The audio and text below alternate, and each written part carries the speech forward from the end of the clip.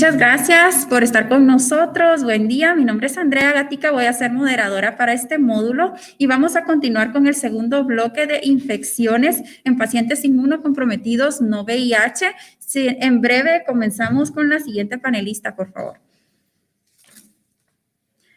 La doctora Jennifer Cuellar Rodríguez nos acompaña con la charla que hay de nuevo en el manejo de fiebre neutropénica en paciente oncológico. Adelante, doctora. Muchas gracias. Gracias por la invitación a estar aquí. Esta es un poco de la agenda que quiero llevar a cabo. El doctor Bioy dio una introducción muy buena de cosas generales de infecciones en pacientes inmunocomprometidos, lo cual es muy bueno porque yo no voy a hablar de antecedentes o recomendaciones en general y solo quiero hablar de cosas nuevas que han salido en los últimos 2 o 3 años que pueden, a mi forma de ver, impactar en los tratamientos o en los manejos de estos pacientes o generar nuevas ideas para nuevas preguntas de investigación. Para esto quiero revisar un poquito de estudios epidemiológicos recientes, el área donde más ha habido desarrollo de informaciones, duración de tratamiento, la profilaxis antibacteriana y el efecto del tratamiento antibacteriano sobre el microbioma. Este es un estudio de Argentina donde vemos que de 500 episodios de fiebre neutropénica en pacientes con cáncer, hasta un 68% van a tener una infección documentada. 20% de estas infecciones fueron bacteriemias y, como podemos ver, los bacilos gram negativos son los que predominan en este tipo de infecciones.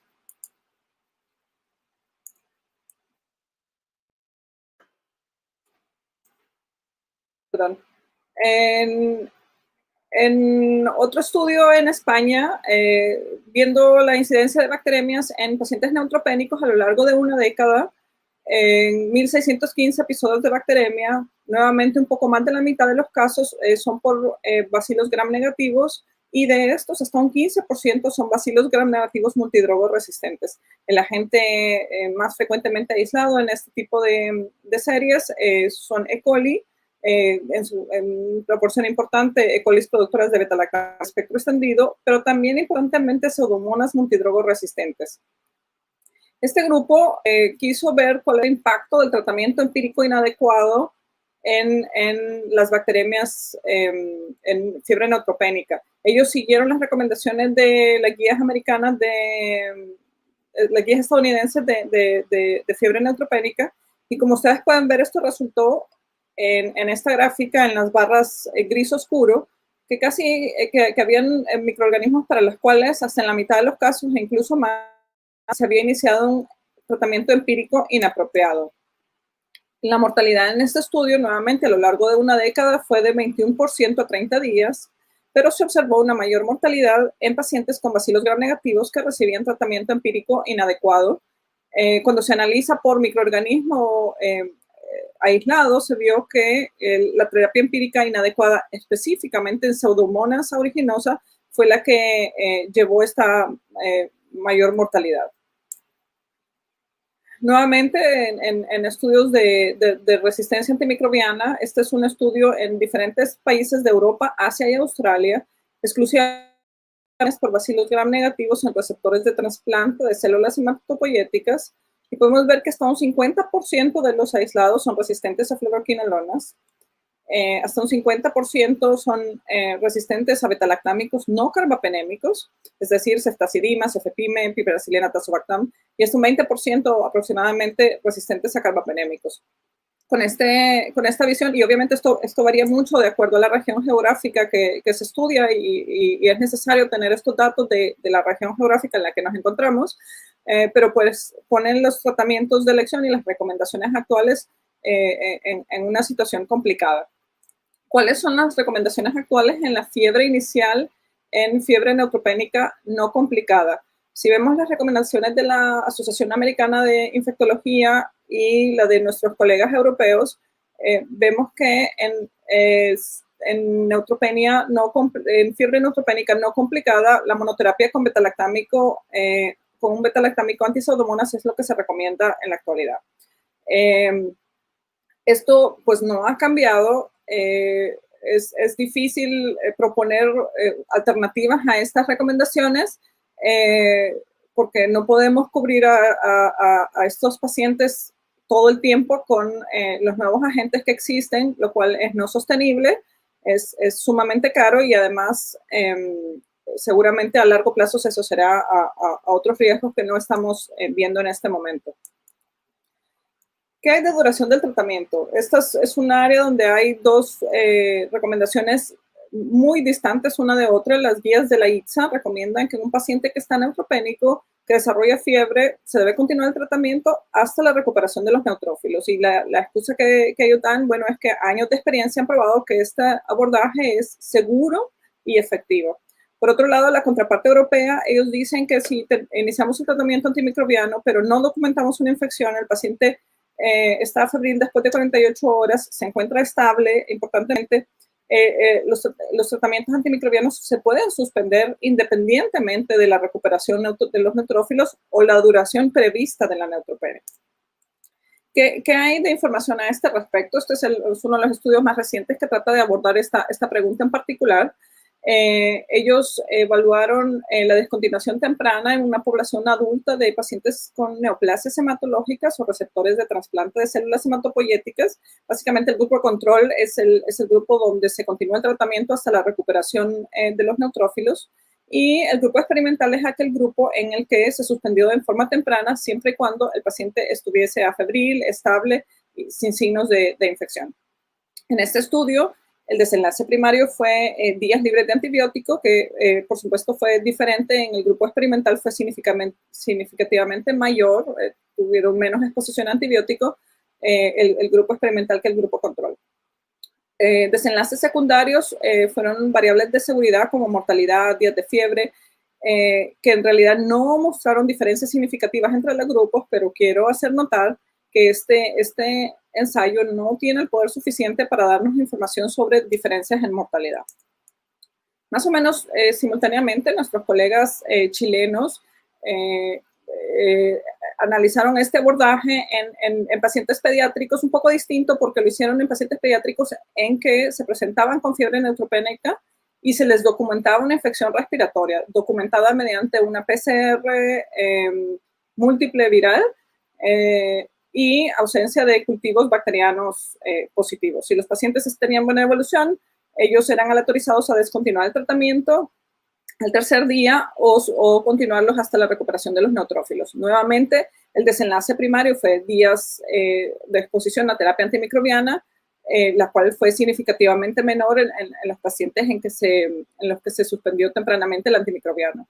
En los desenlaces de seguridad era falla de tratamiento. Se incluían cosas como necesidad de reiniciar el antibiótico, rehospitalización en aquellos que se habían dado de alta, pacientes que desarrollaran sepsis o tenían que ser trasladados a la unidad de cuidados intensivos o muertes.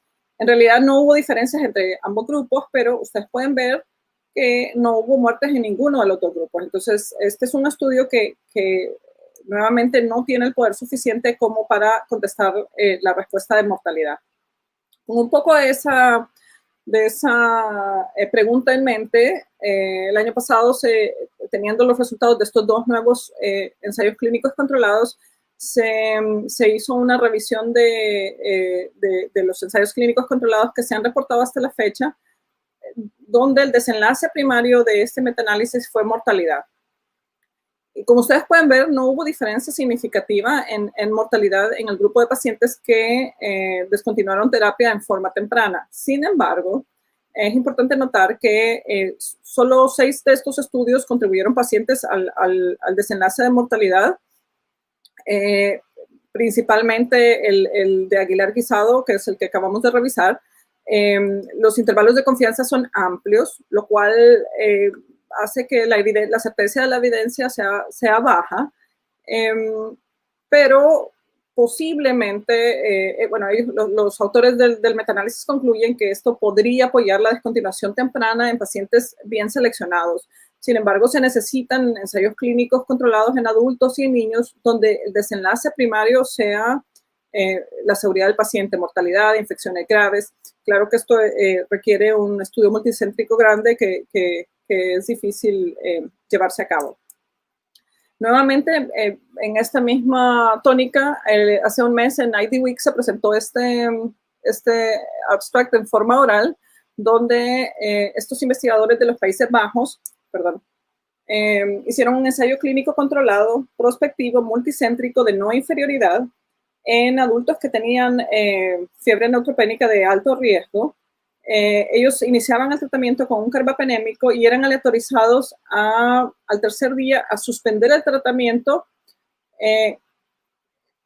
frente a los estudios previos, independientemente de la persistencia o no de la fiebre. Es decir, al tercer día el paciente podía suspender el tratamiento si estaba aleatorizado a la descontinuación temprana del tratamiento.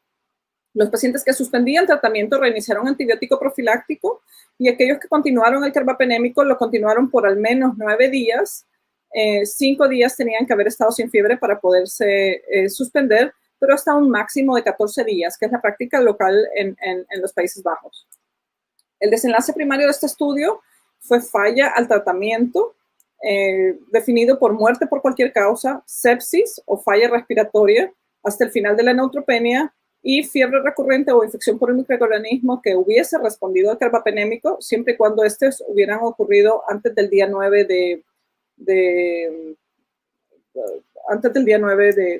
que era el mínimo para la suspensión del tratamiento en el brazo prolongado. En general, no hubo diferencia en la falla al tratamiento. Sin embargo, si vemos los componentes individuales, hubo una mayor mortalidad en el grupo de tratamiento corto por cualquier causa. Un análisis de subgrupo encontró que la mortalidad fue significativamente mayor en pacientes en quienes se había suspendido el tratamiento y tenían fiebre al momento de la suspensión. Ellos concluyen que los carbapenémicos pueden suspenderse al tercer día siempre y cuando el paciente ya no tenga fiebre al momento de hacer esta intervención. ¿Cuál es mi recomendación después de revisar nuevamente estos estudios? Yo creo que en pacientes bien seleccionados, que se encuentran estables, sin signos de infección clínica o aislamientos microbiológicos, en quienes se ha resuelto la fiebre y que principalmente podemos estar viendo diariamente, podemos estarlos revisando, y que han pasado al menos 72 horas desde el inicio de la fiebre, pueden suspenderse los antibióticos empíricos. ¿Qué hay de profilaxis antibacteriana? Sabemos que sin ninguna intervención, aproximadamente 50% de los pacientes que desarrollan fiebre neutropénica van a desarrollar una infección invasiva. Los estudios que recomiendan la profilaxis con levofloxacina tienen ya varias décadas y con todo lo que hemos visto en este congreso de incremento en la resistencia global a fluoroquinolonas y lo que sabemos del daño colateral del uso de fluoroquinolonas, esto lleva a cuestionarse la validez de esta recomendación. Nuevamente, nuestros colegas pediatras nos ganan en general la información y ellos quisieron abordar este tema en tiempos actuales. Entonces, ellos hicieron un ensayo clínico controlado del efecto de levofloxacina versus no antibiótico profiláctico en población de alto riesgo, es decir, leucemia aguda mieloide en inducción, leucemia linfocítica aguda en recaída o receptores de trasplante de células hematopoyéticas. El desenlace primario en este estudio fue bacteremia y el desenlace secundario, episodios de fiebre neutropénica, sepsis o muerte por infección. Importantemente, hubo una menor incidencia de bacteremia en general, pero cuando vieron en particular en pacientes con leucemia, la reducción fue dramática, una reducción de riesgo del 50%. Esto hizo que cuando se hizo una evaluación, este ensayo fue parado en forma temprana porque cuando se hizo la evaluación, el análisis interino de seguridad, al ver la eficacia de la intervención, se paró el enrolamiento en el grupo de los pacientes con leucemia. Para ese entonces ya se habían enrolado el número necesario de receptores de trasplante de células hematopoyéticas, por lo cual se procedió a hacer el análisis de la información. En este grupo, importantemente, no hubo disminución significativa en pacientes receptores de trasplante. Este artículo en particular llevó a que recientemente la Asociación Americana de Infectología recomiende en pacientes pediátricos con leucemia mieloide aguda o leucemia linfocítica aguda en recaída, que van a recibir una quimioterapia intensiva y se espera estén neutropénicos por al menos 7 días que reciban profilaxis con levofloxacina. No lo recomendaron para los otros grupos basados en la evidencia que tenemos en la actualidad y el conocimiento de los posibles efectos adversos. Un poquito para cambiar de tema, pero no demasiado en realidad, es las cosas que no nos preguntamos nunca las vamos a saber. Entonces,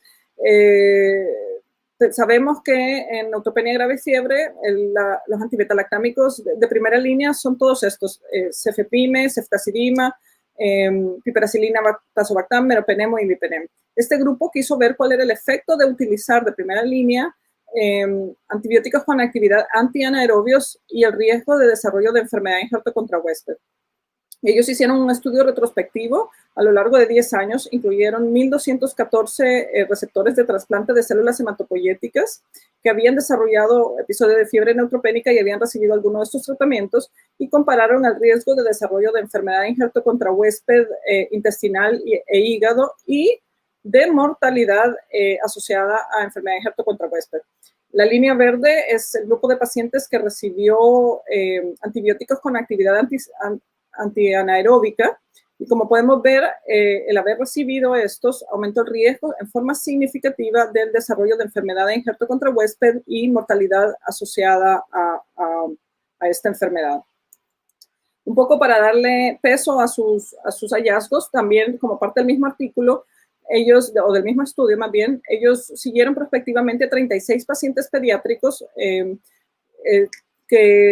a los cuales les hicieron secuenciación metagenómica de las muestras fecales y vieron el efecto que tenían los diferentes antibióticos sobre la diversidad bacteriana intestinal. Y como pueden ver aquí en el panel de la derecha, son aquellos pacientes que habían recibido antibióticos anaeróbicos y esto conlleva a una alteración importante en la diversidad bacteriana intestinal. Siguiendo este mismo tema, pero ahora haciéndolo en una forma prospectiva, este grupo hizo un estudio multicéntrico en 2 centros en Europa, Japón y Alemania. Se incluyeron 1.362 pacientes y el desenlace primario, ellos quisieron investigar cuál era el efecto de los cambios en la microbiota en los desenlaces en trasplante, particularmente sobrevida, pero también mortalidad relacionada al trasplante, mortalidad relacionada a enfermedad injerto contra huésped y recaída. No tengo tiempo para ver todos los detalles de este estudio, pero en general, aquellos pacientes que tenían una mayor diversidad en su microbiota intestinal tenían una mayor sobrevida. Y aquellos pacientes en quienes nuevamente tenían una menor diversidad de la microbiota intestinal, aquí en la línea roja, se asociaban a mayor mortalidad relacionada al trasplante y mayor mortalidad relacionada a enfermedad de injerto contra huésped, siempre y cuando el injerto no fuera depletado de células T, que es un efecto mucho mayor. Ya para terminar, entonces, no existe evidencia lo suficientemente robusta para elegir un betalactámico sobre otro. Es importante mantener el conocimiento estrecho de la epidemiología local y ajustar las guías locales de acuerdo a las tendencias en la resistencia antimicrobiana. Cada vez que se inicia un tratamiento, yo diría, es importante evaluar si este tratamiento es el espectro más reducido que se necesita en este paciente.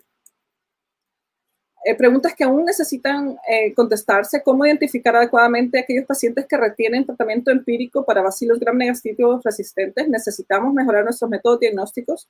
¿Cómo podemos diferenciar a aquellos pacientes que pueden desarrollar una infección letal de aquellos en que su fiebre no es de etiología infecciosa y pueden beneficiarse de no recibir antibióticos o de suspenderlos en forma muy temprana? Y dada la falta de efecto en mortalidad con profilaxis antibacteriana, todavía le queda la duda si este efecto se verá en adultos con fiebre neutropénica o en diferentes regiones que puedan tener diferentes incidencias de resistencia a fluoroquinolonas. Estas preguntas siguen sin resolverse. Con esto quiero agradecer y estoy lista para preguntas que me quieran hacer. Muchas gracias. Muchísimas gracias, doctora Jennifer. Muy concisa su charla, muy educativa. Vamos a quedarnos para el bloque de preguntas al final de las conferencias para que nos pueda acompañar. Por el momento vamos a seguir con nuestra siguiente ponencia. Nos acompaña la doctora Natalia Solís de Costa Rica con la charla El papel de las inmunizaciones para prevenir infecciones en el paciente oncológico.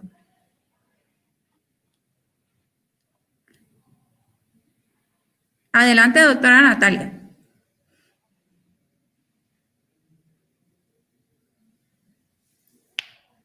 Hola, doctora.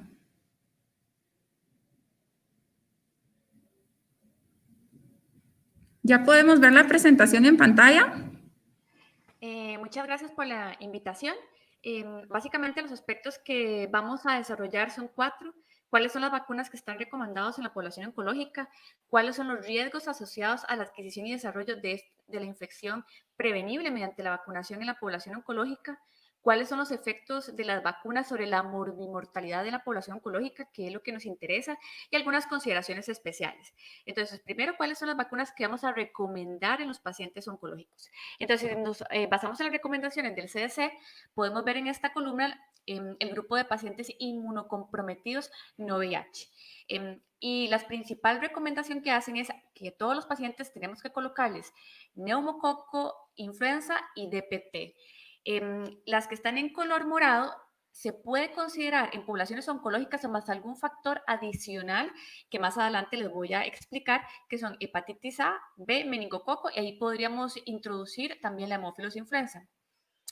Y en rojo, claramente, están todo lo que son las vacunas vivas atenuadas. Estas son las mismas recomendaciones que se ven en otras sociedades, como la Sociedad Alemana de Hematología.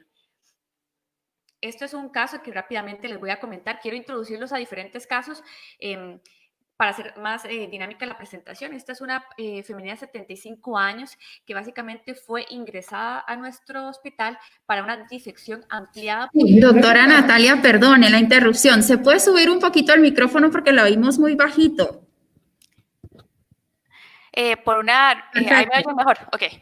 Por una resección ampliada por recidiva de cáncer papilar de tiroides, durante la hospitalización desarrolla tos con expectoración hialina y disnea, requiriendo oxígeno suplementario, hemodinámicamente cursa estable y con actividad febril.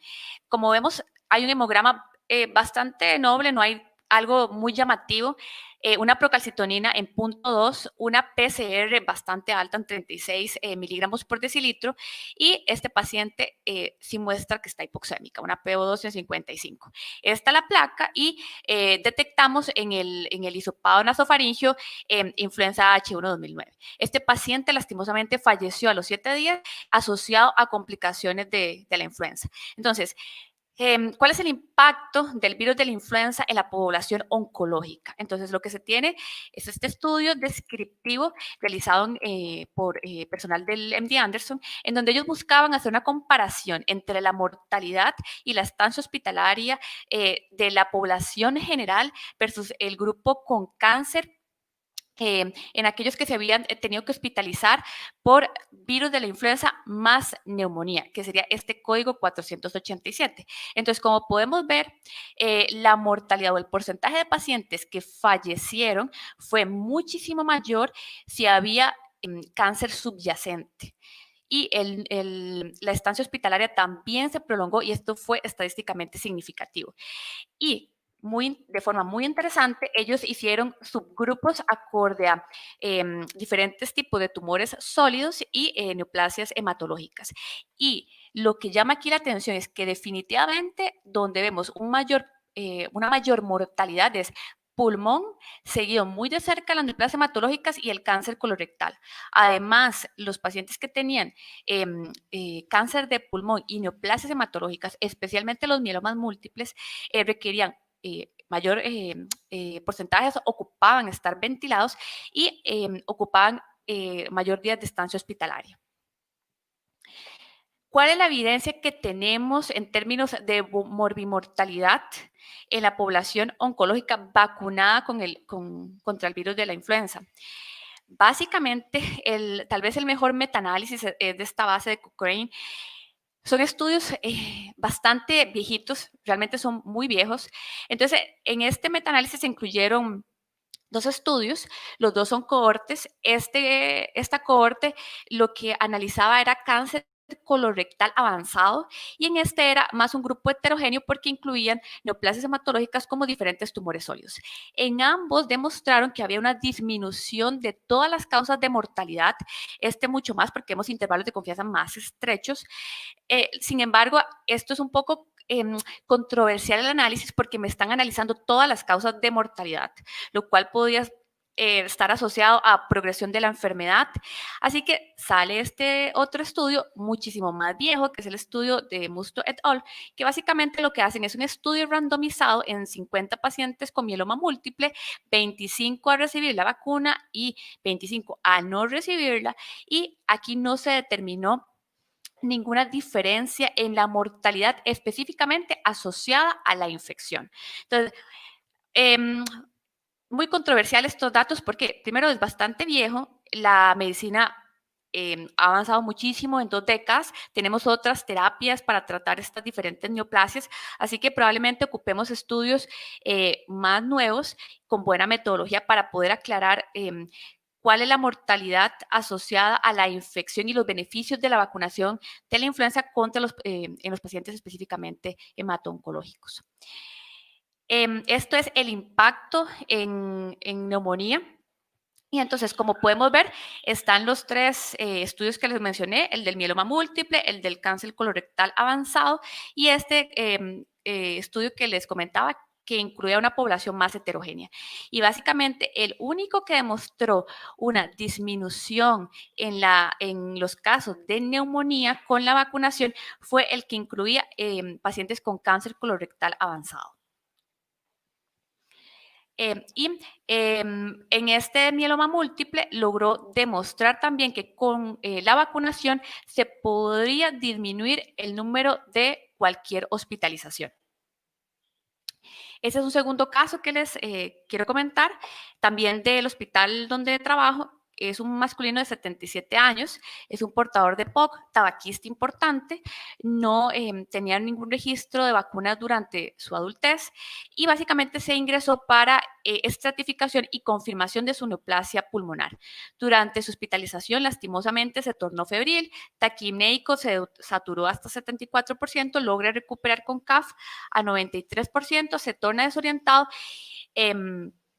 Con estos exámenes de sangre que básicamente no tiene nada llamativo o que llame muchísimo la atención, tenía esta placa y tuvo este aislamiento en el aspirado bronquial, una estreptococconeumonía. Lastimosamente, este paciente fallece a las 48 horas del diagnóstico. Ahora, ¿cuáles son los riesgos entonces asociados en la población oncológica si adquieren la infección por estreptococconeumonía? Aquí tenemos datos más claros. Antes de enseñarles la evidencia, esto es estadística de mi hospital, en donde gracias al Centro de Referencia de la Inciencia tenemos el registro entre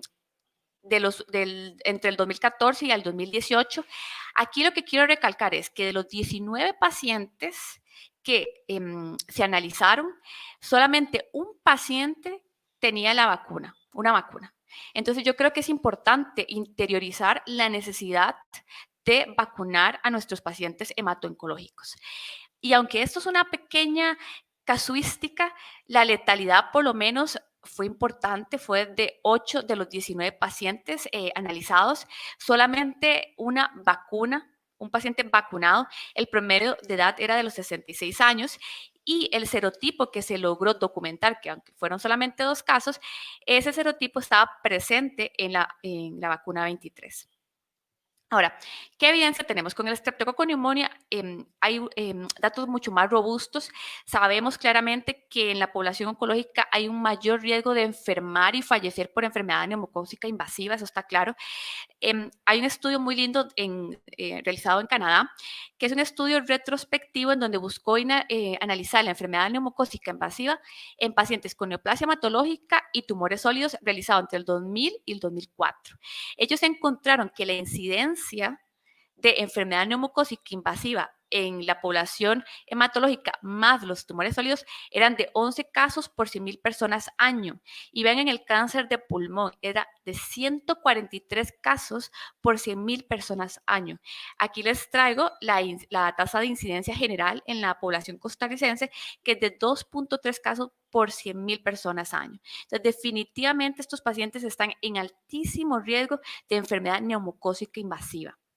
Ahora, si vacuno a estos pacientes, ¿qué voy a lograr? Ok, este estudio también muy lindo, básicamente lo que hace es determinar el impacto tras la vacunación. Primero analizó tras la vacunación de la 7 valente, en donde podemos ver acá que ellos hacen una clasificación entre las neoplasias hematológicas y los tumores sólidos. Y vieron que en los pacientes que vacunábamos con neoplasias hematológicos había una disminución de la incidencia de enfermedad neumocócica invasiva de forma estadísticamente significativa. Igual en los tumores sólidos, y esto sin lugar a duda en lo que es en el tracto, digamos, los tumores derivados del tracto respiratorio. Después de la 13 valente, sí hubo también un cambio en la incidencia, pero no fue tan estadísticamente significativa, probablemente porque esta población se veía más afectada por los serotipos presentes en la 7 valente, entonces probablemente el impacto fue mayor cuando se colocó esta vacuna. Y vemos aquí cómo las curvas empiezan claramente a ceder, a disminuir después de la colocación de la 7 valente y después de la 13 valente en los hematológicos y también en los tumores sólidos. Este es otra corte en mayores de 75 años con cáncer de pulmón que fueron estratificados al recibir la vacuna, la 23, o no recibirla en los primeros 6 meses tras el diagnóstico de su cáncer de pulmón. Y lo que demostró este grupo de médicos en Taiwán es que la frecuencia de hospitalización disminuía en los pacientes que eran vacunados. Aquí también ellos demostraron que la tasa acumulativa de eventos de neumonía fue menor en la población vacunada y esto fue estadísticamente significativo, al igual que la tasa acumulativa de sobrevida fue mayor en la población que recibía la vacunación. El caso 3 es una paciente de 25 años con una leucemia, una LLA, diagnosticada en el 2017, que se alcanzó la remisión en el 2018. Lastimosamente, esta paciente fue una paciente muy complicada que manejé en conjunto con el equipo de hematología, cirugía plástica y todo el equipo de infectología, en donde se utilizaron varias terapias. A pesar de todas estas terapias para tratar la condilomatosis perianal y vulvar a esta paciente, la paciente evoluciona tórpidamente y se presenta con estas, digamos, con esta afectación severísima. Realmente es la condilomatosis más severa que he tenido que manejar. Y con la ayuda de los cirujanos plásticos, esta paciente en cuestión de 4 meses logró darse el alta hospitalaria. Aparte de eso, esta paciente logra conseguir la VPH y les voy a explicar por qué. ¿Cuáles son los riesgos asociados a la adquisición y desarrollo de la infección prevenible mediante vacunación?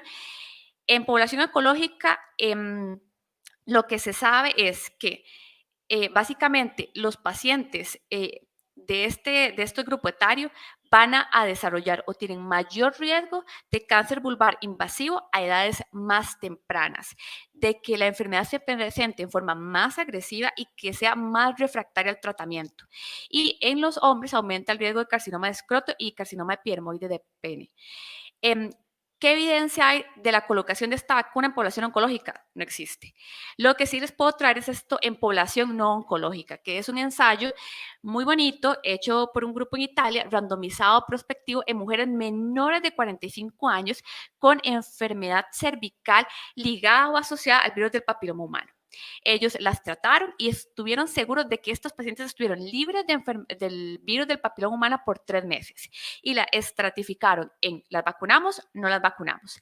Y se dieron cuenta que las pacientes que eran vacunadas disminuían el número de recaídas, disminuían el número de papanicolaos positivos durante todo el seguimiento, que fueron 3 años, y no presentaron papanicolaos persistentemente alterados. Entonces, ¿cuál es la interrogante acá? ¿Qué pasa en población oncológica? Creo que valdría la pena hacer un análisis en esta población a ver si tendríamos los mismos resultados.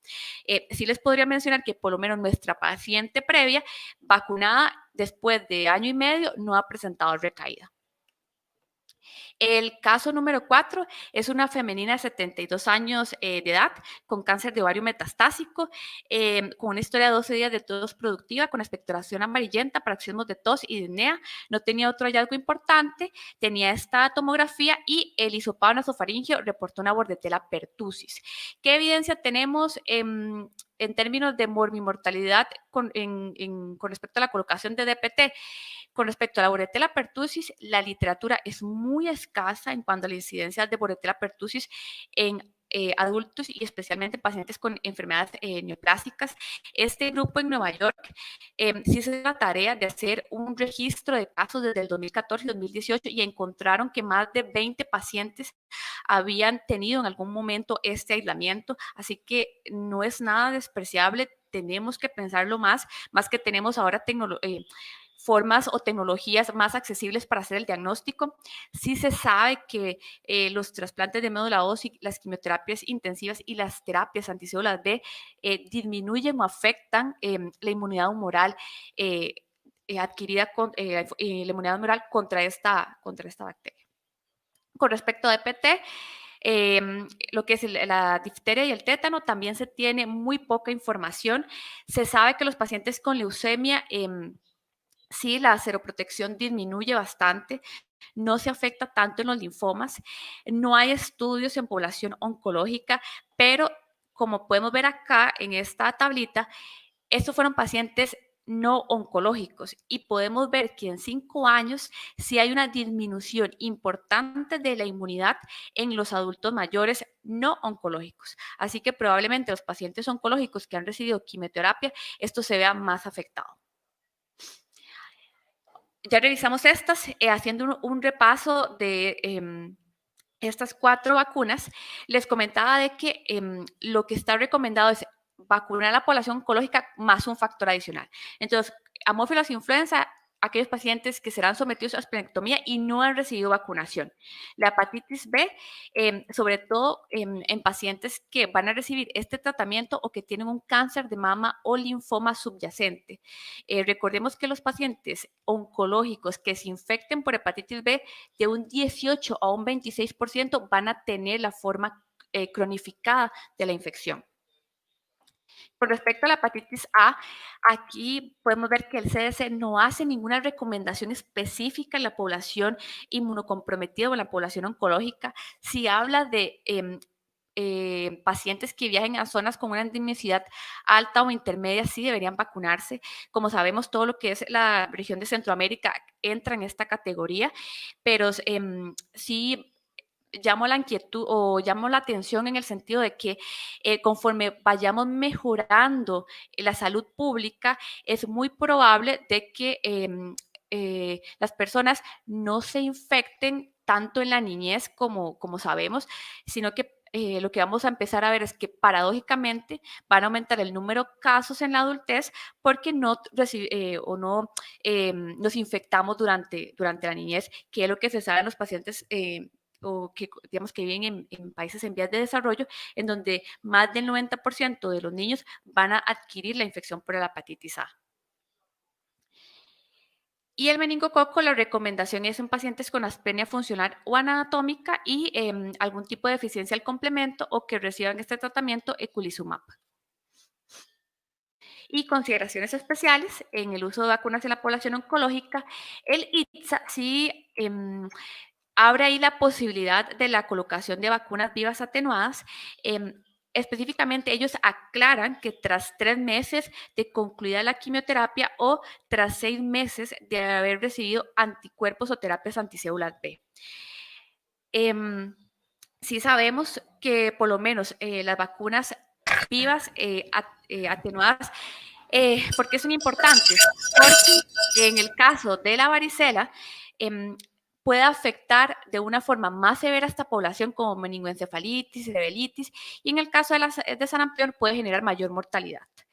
Esto es básicamente lo que les quería mencionar acá, lo que les quería recordar es que es muy importante mantener estrategias de inmunización general en todos nuestros países.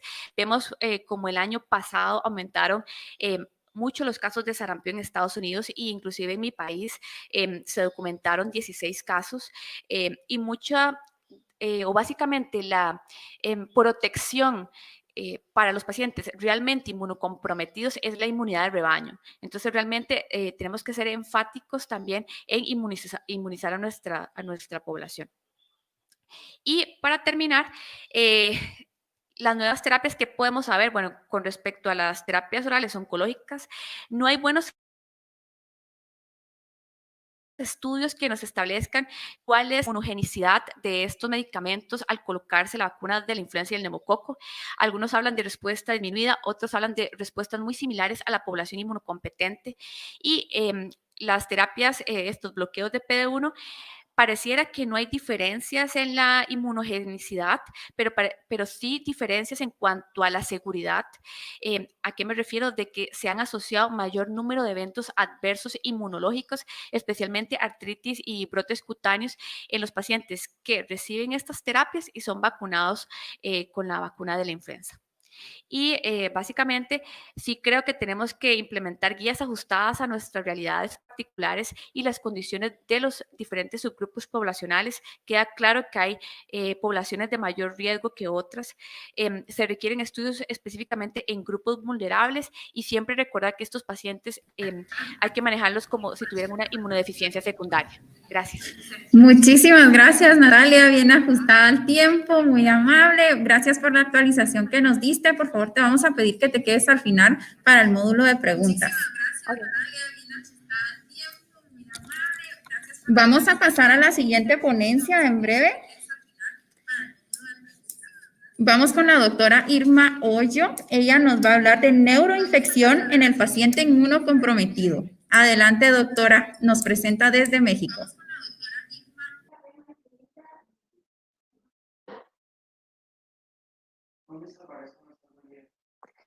Hola, ¿qué tal?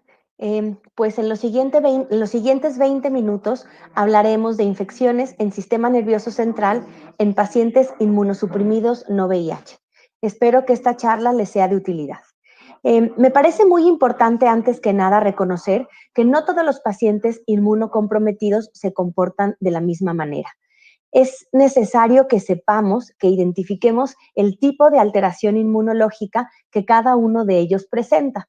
De manera global, hablamos de infección en pacientes inmunocomprometidos, refiriéndonos a una etiología adquirida o congénita.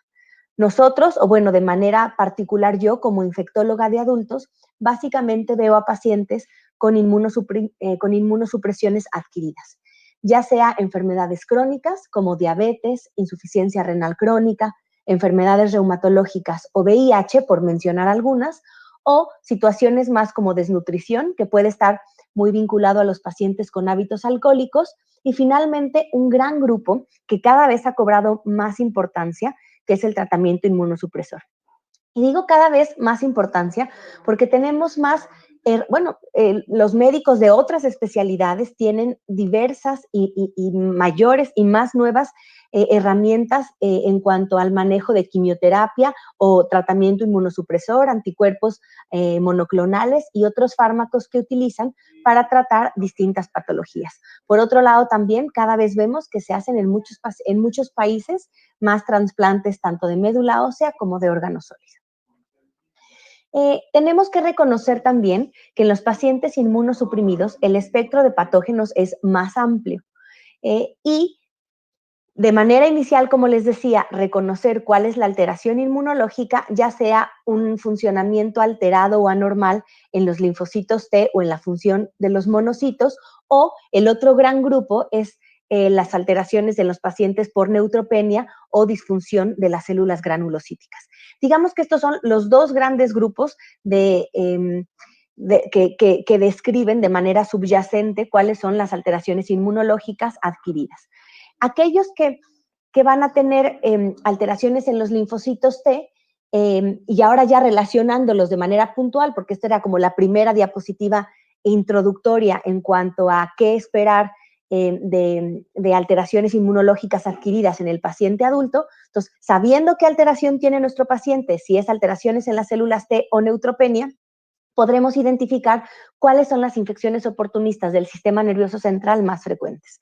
Aquellos con alteraciones en las células T será más característico que presenten toxoplasmosis, leucoencefalopatía multifocal progresiva, tuberculosis, y obviamente todo el gran espectro de infecciones por herpes virus.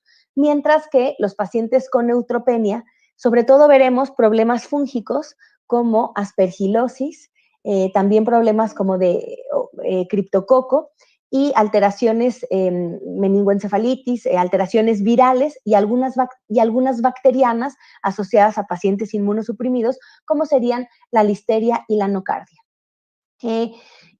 Me queda claro que esta charla no abarca a los pacientes con VIH, pero bueno, si estamos hablando de manera inicial de ese gran grupo que es la alteración de linfocitos T como sustrato de inmunosupresión, tenemos nada más que mencionar esta pincelada, esta diapo única, en donde estas alteraciones de linfocitos van a estar dadas por la enfermedad de VIH, el uso de anticuerpos monoclonales y los trasplantes de órganos sólidos y el manejo de inmunosupresión.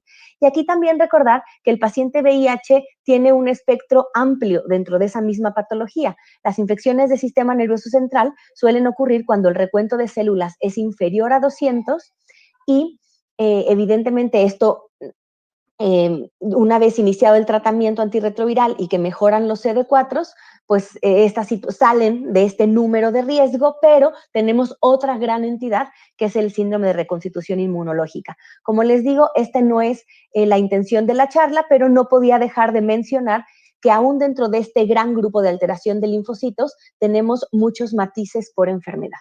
El otro gran grupo de inmunosupresión asociada a alteración de linfocitos está dado por aquellos pacientes que reciben anticuerpos monoclonales. Y aquí también volvemos a tener una gran paleta de diversidad y colores. Como están ahí mostrados los diferentes anticuerpos monoclonales, desde cada uno con blancos muy específicos, por un lado el alemtuzumab, ¿no? Por otro lado el adalimumab, infliximab y etanercept, como los anti-TNF o factor de necrosis tumoral, y luego tenemos los otros que mencionaba al principio, que son más bien antilinfocito, ¿no? Entonces, hay distintos anticuerpos monoclonales, cada uno con indicaciones muy precisas para diferentes enfermedades, ¿no? Desde reumatológicas hasta inflamatorias intestinales, y de manera puntual tampoco lo podemos englobar como en un cajón desastre, es decir, el paciente utiliza anticuerpos monoclonales y va a tener estas infecciones, sino puntualmente cada uno se asocia en mayor o menor grado a una infección de forma particular, y en este caso hablaremos sobre todo de las infecciones evidentemente del sistema nervioso central. Pero para que vean cuán complejo es cada una de estas diferentes ramas que estamos viendo, tenemos esta lista con los diferentes anticuerpos monoclonales, las diferentes asociaciones a infecciones bacterianas, tuberculosis, virus, hongos y parásitos, ¿no? De manera muy puntual, remitiéndonos a la parte de infecciones en el sistema nervioso central, está descrito que el adalimumab, que es un anti-TNF, se asocia a infecciones de CMV, tuberculosis, nocardia, toxoplasma, evidentemente haciendo yo ya mención exclusivamente de las infecciones oportunistas neurológicas. Infliximab, además de los ya mencionados, también vemos situaciones de Aspergillus, de Cryptococcus neoformans, alemtuzumab, que es un antilinfocito CD55. Vemos también asociación con la leucoencefalopatía multifocal progresiva asociada al virus de JC, y también otras cuestiones fúngicas como Cryptococcus neoformans. Entonces, como les digo, hay que individualizar muy bien al paciente, y el punto número 1 para individualizar es reconocer cuál es su alteración inmunológica. Ya vimos los dos grandes grupos, alteración de linfocitos T o neutropenia, pero dentro de cada uno de estos apartados hay una gran diversidad. Siguiendo con la tercera alteración o enfermedad o afectación asociada a la a la disfunción de los linfocitos T, caemos en este gran grupo de trasplante de órgano sólido e inmunosupresores. En este sentido, recordar que los mecanismos de acción de los inmunosupresores, ¿no?, muy dirigido a órgano sólido, ¿no?, que habitualmente están con una triple terapia, ¿no?, que incluye inhibidores de calcineurina, micofenolato de mofetilo, más menos esteroide, estos pacientes van a tener alteraciones en el bloqueo de la síntesis y liberación de citocinas a partir de los linfocitos T. Puede haber también una regulación a la baja o inhibición de los receptores de linfocitos T, o finalmente una depresión de los linfocitos T. Y con estas primeras diapos les doy esta introducción, este abordaje inicial a cuáles son las enfermedades más representativas de alteraciones de los linfocitos T. Ya vamos a tener esta pincelada en relación a la neutropenia. La neutropenia, con la alteración en el funcionamiento de los granulocitos, es habitualmente causada por la quimioterapia y el trasplante de médula ósea. Hace muchos años, uno de mis profesores decía que el mejor antifúngico para la aspergilosis son los neutrófilos. Entonces, no podía dejar de mencionar en esta diapositiva que en los pacientes con neutropenia, pensando en infecciones oportunistas del sistema nervioso central, tenemos que pensar en aspergilosis. Como lo vuelvo a poner ahí, el factor de riesgo principal es la neutropenia.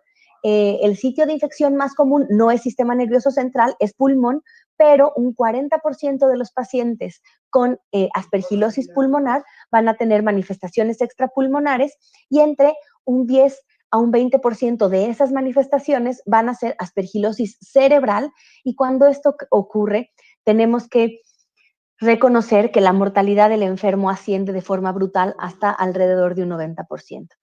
¿En qué paciente vamos a pensar en aspergilosis cerebral? Obviamente en un paciente que tiene aspergilosis pulmonar, ¿no? Esto es como que está neutropénico, muchas veces que tiene aspergilosis pulmonar y hace una diseminación, y las manifestaciones clínicas, pues más o menos la mitad de estos pacientes van a tener algún déficit neurológico.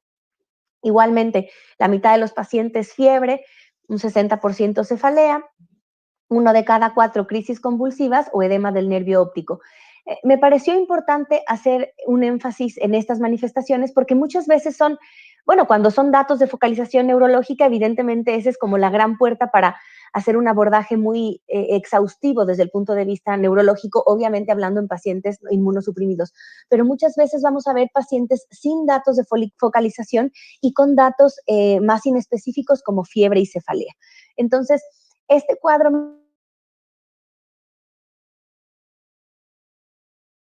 me gustó, así inmunosuprimido, ya identifiqué qué tipo de inmunosupresión tiene ese paciente y a partir de ahí veré por ese defecto de su sistema inmunológico qué infecciones son más frecuentes, ¿no?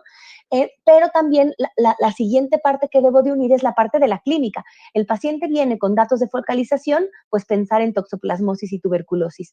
El paciente no viene con datos de focalización, entonces ahí abordar todas estas encefalitis por virus herpes. Y el paciente viene con datos meningios, recordar que puede ser terreno de Cryptococcus neoformans y aquí también de meningitis tuberculosa. Esta otra diapositiva que a continuación les pongo me gustó mucho porque nos da como una visión muy puntual de cuáles son las diferentes células afectadas en las diferentes infecciones o los blancos celulares en las diferentes infecciones del sistema nervioso central. Ya veremos que el virus del JC afecta sobre todo astrocitos y oligodendrocitos, citomegalovirus, células de la gría, neuronas, células endoteliales, tuberculosis más a nivel de los macrófagos, y así de manera puntual tenemos a criptococo que tiene unos blancos más extracelulares en torno a las meninges y el líquido cerebroespinal. En cuanto a puntualizar en relación a algunas infecciones, habiendo hecho toda esta introducción, pues les quiero decir algunas cosas de toxoplasma.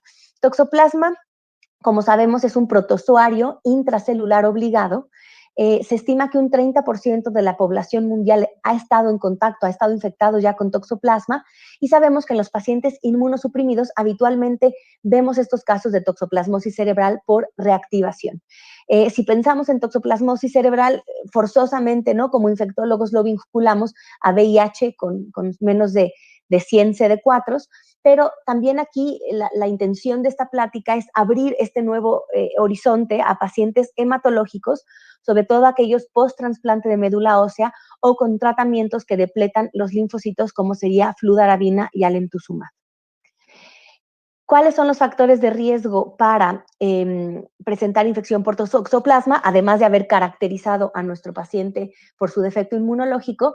Pues aquellos que tienen gatitos, sobre todo gatitos chiquitos, cachorros, que ya sabemos, ¿no? Ahorita vamos a hablar del ciclo del toxoplasma y cómo se excretan estos felinos, y también aquellos que comen carne cruda, ¿no? Entonces, este es un recordatorio del ciclo del toxoplasma. Es un ciclo complejo en donde en los felinos se completa el ciclo y habitualmente los gatitos pueden excretar en las heces estos quistes, ¿no? Como ya vimos, el ser humano habitualmente come estos quistes presentes en la carne y ya hablamos del huésped con alteración de linfocitos T, pero también quiero recordarles que puede haber una transmisión directa del parásito por sangre u otros órganos durante el trasplante, sobre todo en el trasplante cardíaco, porque no nos olvidemos que el corazón es un músculo, ¿no? Y en este sentido quiero hacer un poquito, bueno, llevar su atención a un caso de toxoplasmosis cerebral en un paciente con linfoma. Es una mujer de 62 años que tenía un linfoma difuso de células B y había recibido 8 ciclos de rituximab CHOP. Ella llegó con fiebre, con cefalea, con ataxia, con alteración del estado mental y con pancitopenia. Evidentemente, lo primero que querían hacer era pensar que había tenido una llegada de linfoma al sistema nervioso central. Se hicieron los estudios como el abordaje inicial, un estudio de una resonancia magnética con gadolinio y también una punción lumbar, y en esta punción lumbar el PCR de toxoplasma es positivo. Se trató, como sabemos, se trata la toxoplasmosis con sulfadiazina, pirimetamina y ácido fólico, pero ¿qué es lo importante de este caso? De este caso, les quiero decir, de este artículo, de esta presentación, les quiero decir que nos llama la atención que hace unas puntualizaciones muy claras. La toxoplasmosis cerebral puede manifestarse de forma diferente en los pacientes no VIH.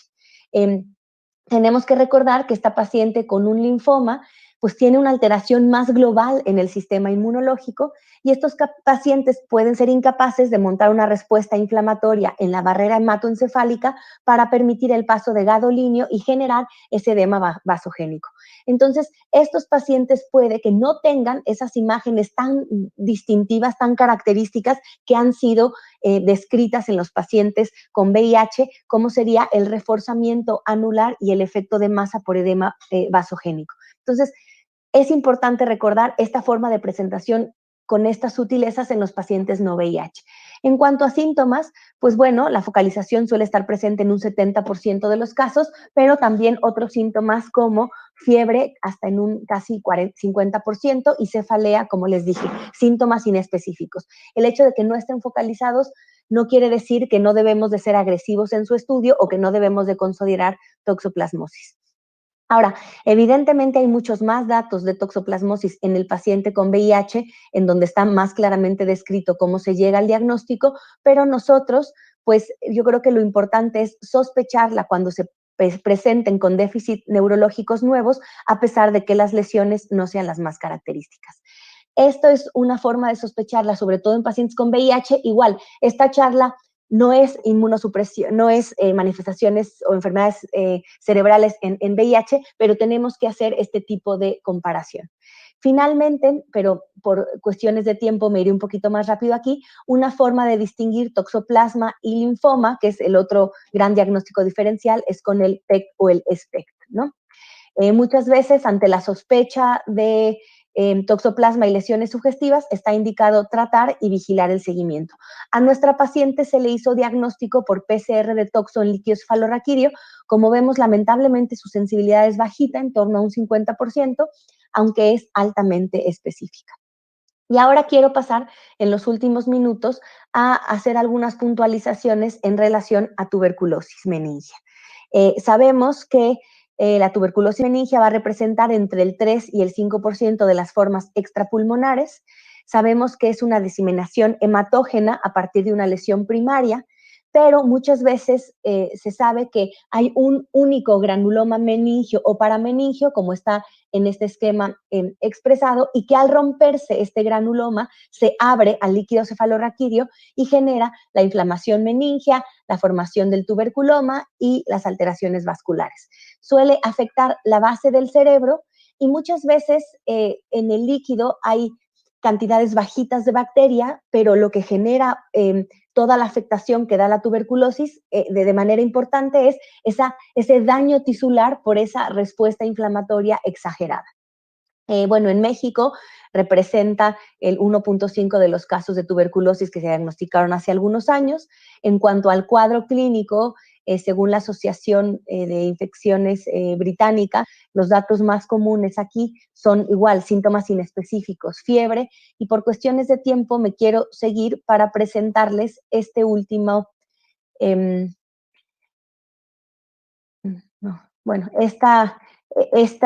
quería presentarles esta definición para llegar al diagnóstico de tuberculosis meningia.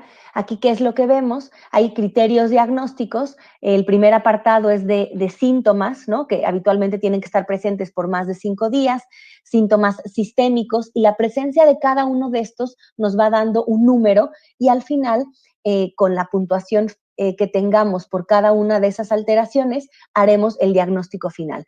Entonces, es muy importante porque muchas veces son síntomas inespecíficos. Ya vimos que sí puede haber defectos focales, como sería parálisis de los nervios craneales o alteración del estado de conciencia, y quizá aquí es muy importante los datos del líquido cefalorraquídeo en cuanto a una presencia de linfocitosis y a una hipoglucorraquia importante. Entonces, estos son datos relevantes en cuanto a los estudios diagnósticos de imagen, también la presencia de hidrocefalia, ¿no? Que haya reforzamiento basal meningio, como lo decíamos en aquella diapositiva de la fisiopatología, la presencia de tuberculoma. Entonces, yo creo que esta gráfica, este cuadro resume muy bien lo que anteriormente quise explicarles, ¿no? Y aquí tenemos el diagnóstico de tuberculosis probable y posible dependiendo de el puntaje que tengan los pacientes, ¿no?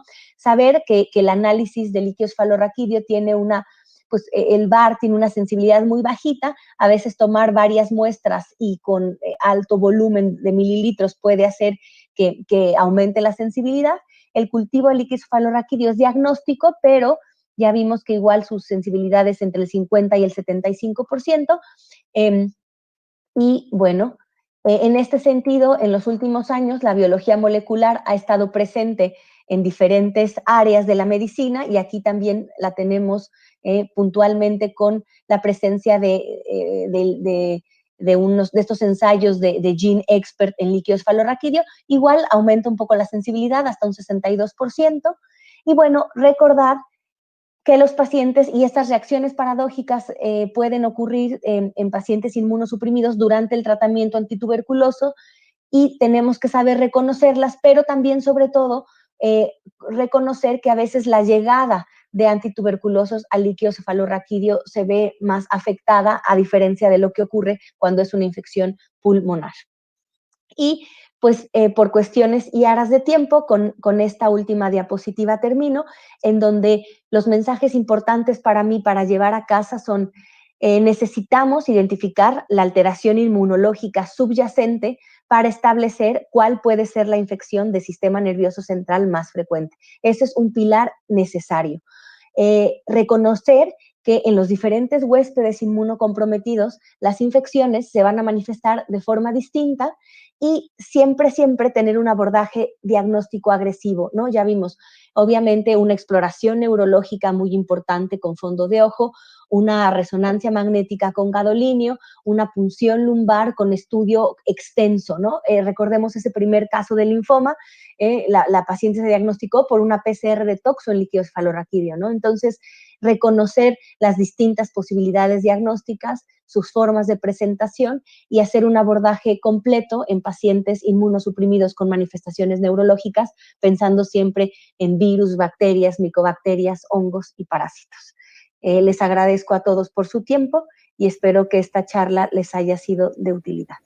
Y con esto concluyo. Muchas gracias a la doctora Hoyo. Vamos a continuar con la siguiente presentación. Nuestra siguiente ponente es la doctora Bianca Sandoval. La doctora Sandoval es hondureña, sin embargo, es parte de la casa de AGI. Ella nos va a presentar infecciones en pacientes con terapia inmunosupresora. Adelante, doctora Sandoval. Gracias. Buenas tardes o buenas noches para los que están en otros países. Voy a tratar de hablar fuerte porque por protocolo estamos en este día con nuestra protección. La idea de compartir esta conferencia después de todos los expertos que han anticipado mi presentación es pues tratar de traer un poco de reflexión sobre lo que conlleva sospechar una infección en un paciente que tiene un estado de inmunosupresión. Esta es mi declaración de no conflicto con ninguna farmacéutica ni servicios técnicos médicos. Y bueno, lo importante es que las terapias que se utilizan para mejorar los pronósticos de los pacientes en la actualidad conllevan a más riesgos de infecciones. Antes sabíamos que existía un bloque para pacientes con VIH y el paciente no VIH inmunosupreso. Con las nuevas terapias para tratamientos antirreumáticos o los tratamientos para cáncer, trasplantes de órganos sólidos y hemato-oncológicos, han venido a traer más impacto en las infecciones en nuestras poblaciones.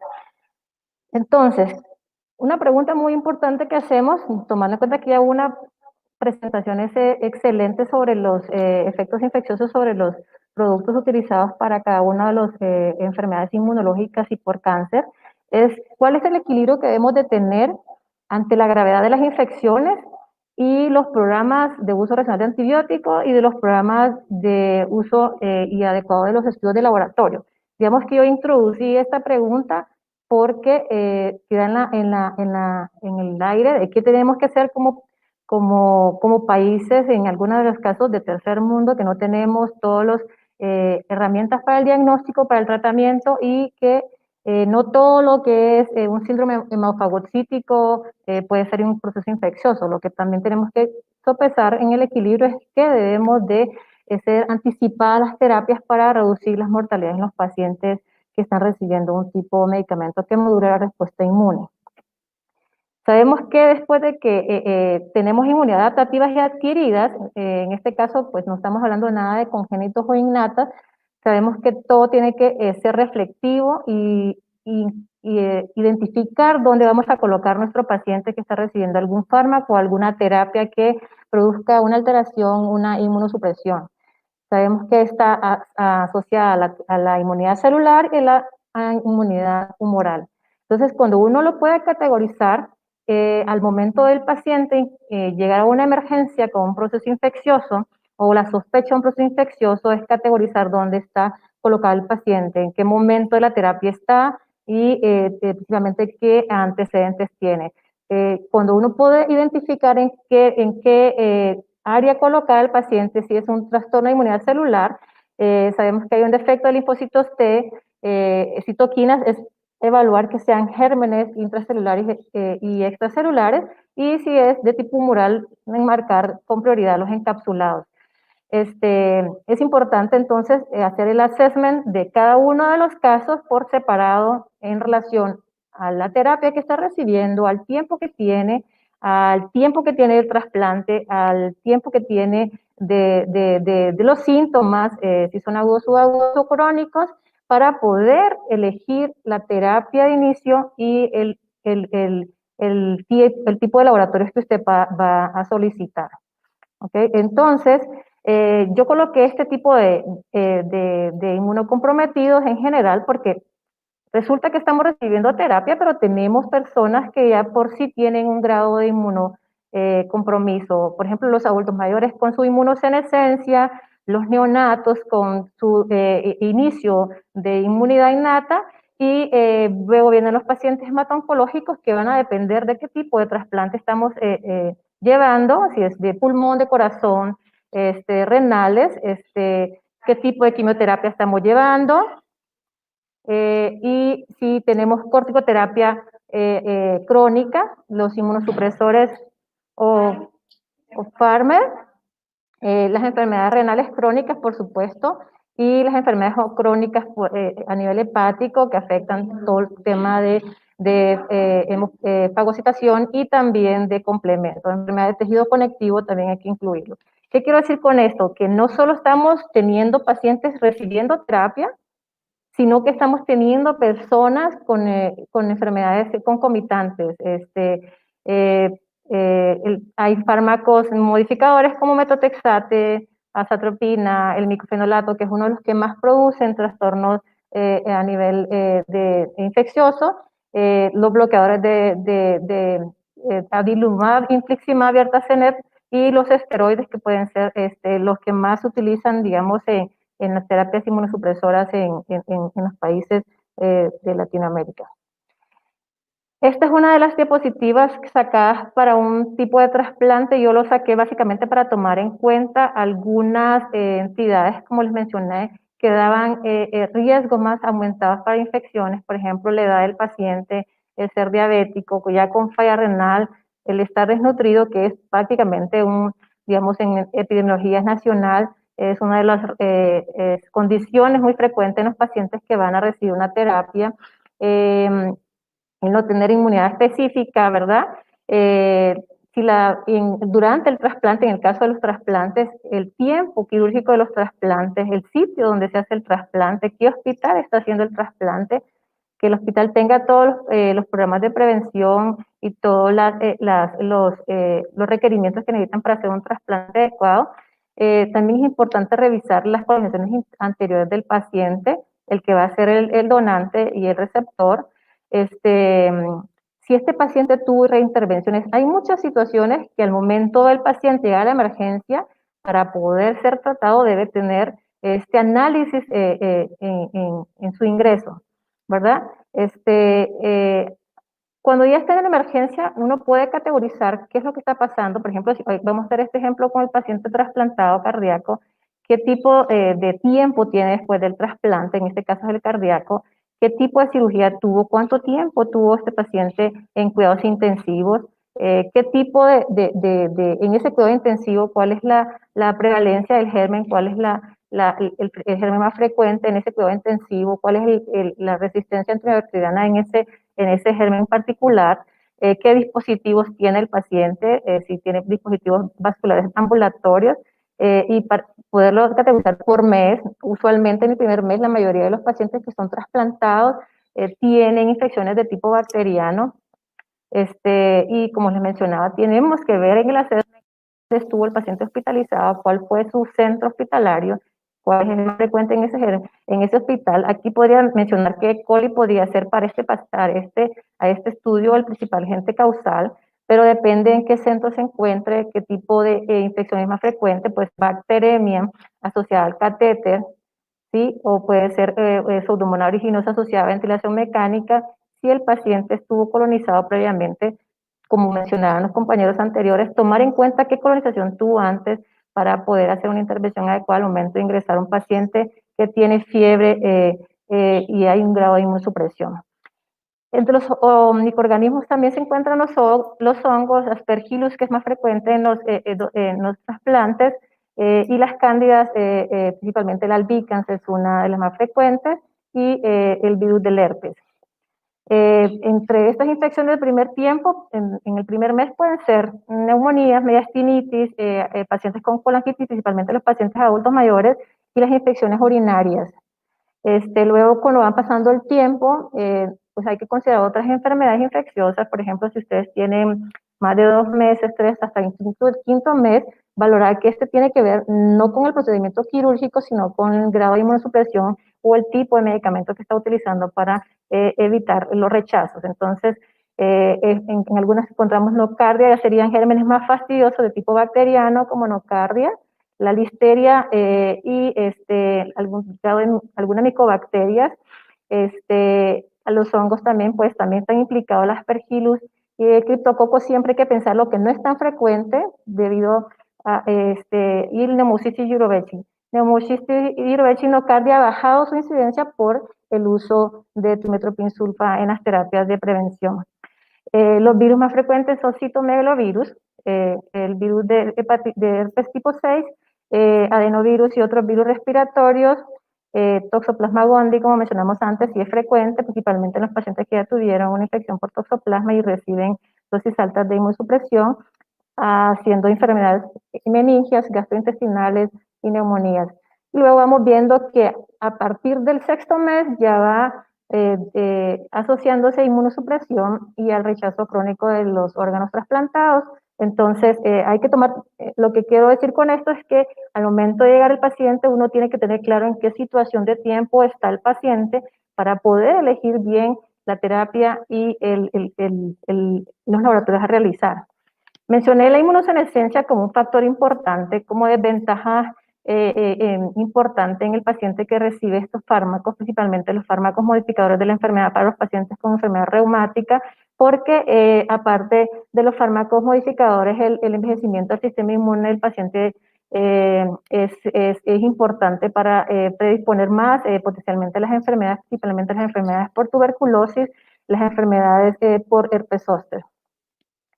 Entonces, ¿qué es lo que hace uno cuando utiliza un fármaco modificador? En este caso, pues las enfermedades más frecuentes son las neumonías y no se discrimina que el estreptococo y la Haemophilus influenza siguen siendo para los pacientes el estreptococo el primer germen causante de neumonía, ¿sí? No, o sea, uno tiene un paciente con un fármaco modificador y no va a ser una tuberculosis de ingreso, lo que va a sospechar, ¿verdad? Pero sí sospecha que es un estrepto, principalmente el paciente no tiene una vacunación existente, ¿no? Haemophilus, Klebsiella, que sería uno de los gérmenes más frecuentes, principalmente si el paciente que toma fármacos modificadores utiliza bloqueadores de bomba, y el estafilococo aureus, que es importante también tomarlo en cuenta, como las neumonías necrotizantes en los pacientes que utilizan fármacos modificadores de la enfermedad. El virus de la influenza, principalmente en los pacientes que no han estado inmunizados, las infecciones urinarias en los pacientes que son frecuentes, principalmente los pacientes adultos que tienen como condición algunos defectos de la inmunidad de la mucosa adultos mayores que pueden tener gram negativos, principalmente las E. coli generadoras de beta-lactamasa. El herpes zóster, como le mencioné, es frecuente, se presenta en el 20-30% de los pacientes con fármacos modificadores de la enfermedad, y las infecciones por Mycobacteria tuberculosa. Siempre es importante cuando un paciente llega a la urgencia con este antecedente es que estos síndromes hemofagocíticos, donde se presentan pancitopenias o disminución de recuento de glóbulos blancos, uno sospecha que es por terapia o que es por una infección, analizar exactamente qué está pasando, porque pueden existir las dos situaciones. Cuando se trata de infecciones en pacientes trasplantados, que es lo que considero que tiene más riesgo de mortalidad, las bacterias son las que producen el 90% de las infecciones, principalmente al inicio. Las bacterias que más se encuentran, depende, como les mencioné, del sitio donde se vaya a hacer el trasplante, son las bacterias coagulases negativos y algunos bacilogras negativos, principalmente coli, Klebsiella y Pseudomonas aeruginosa. Y en el contexto de los hospitales, pues algunas que son multidrogoresistentes.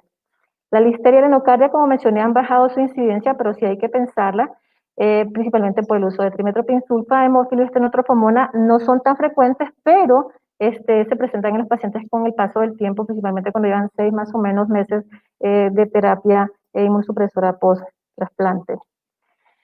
Entonces, cuando se hablan de órganos sólidos y utilizamos fármacos modificadores o inmunosupresores, la incidencia de infección depende de qué órgano sea. Al principio del trasplante, la mayoría de los pacientes tienen, como mencioné, enfermedades infecciosas bacterianas, por ejemplo, en enfermedad hepática, los gram negativos y gérmenes de piel.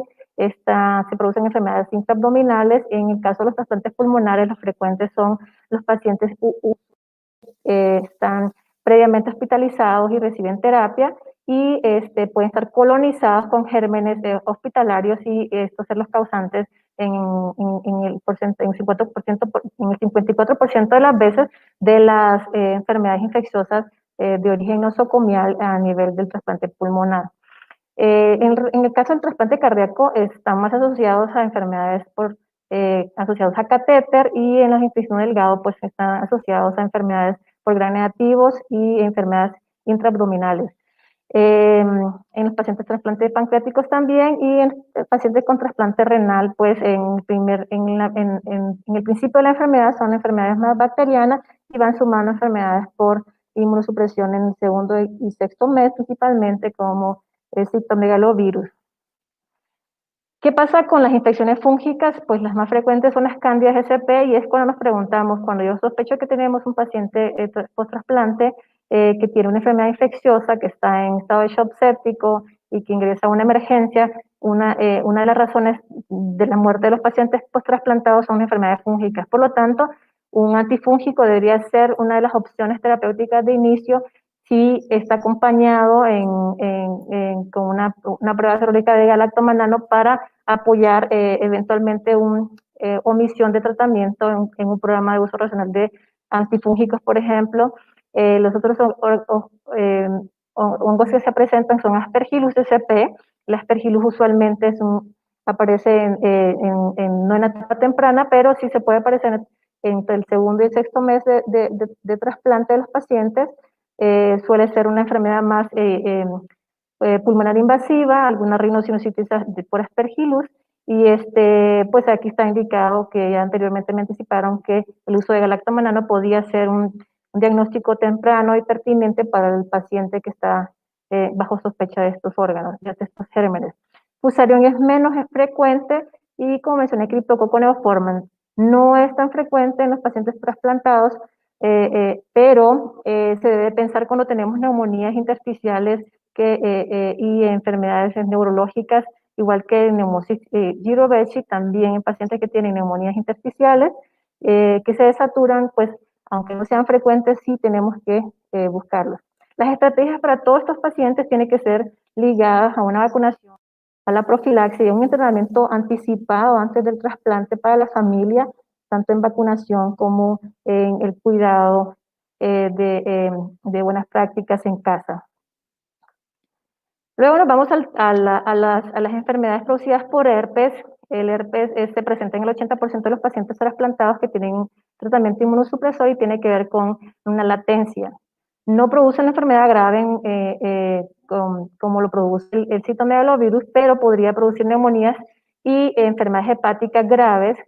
La mayoría de los pacientes tienen mucositis producido por herpes y producir enfermedades más a nivel de mucosas. El virus de la varicela zoster se presenta en el 50% de los casos, son pacientes que reactivan la enfermedad latente del virus de la varicela, y se presenta como se parece en cualquier inmunocomprometido en enfermedades raras.